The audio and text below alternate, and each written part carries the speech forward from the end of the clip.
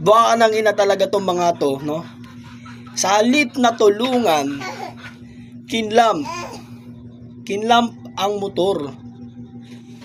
Isang angkas rider na siraan ng kadena at tinulak, tinabi sa gilid para ayusin ang motor.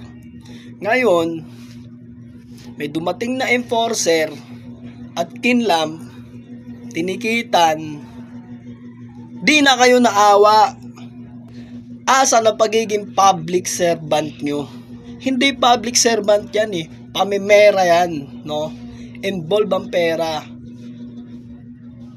300 pesos a day. Pag hindi mo nakuha yan, hindi mo natubos agad ngayong araw na yan. Tapos 3.5 ang clamp dyan sa Makati. Grabe kayo. Wala kayong konsiderasyon sa mga nasisiraan. Naghahanap buhay ng patas. Tapos ang gagawin nyo, mas lalo nyong papahirapan, mas lalo nyong pinapalubog ang isang mamamayang Pilipino na naghahanap buhay ng marangal at marangya.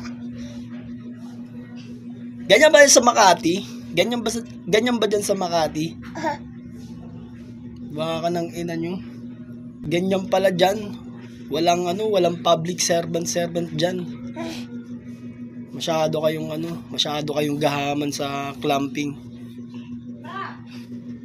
Nasiraan na nga yung tao, mas lalo nyo pang pinalubog, mas lalo nyo pang pinahirapan. Mga buwaka ng ina nyo.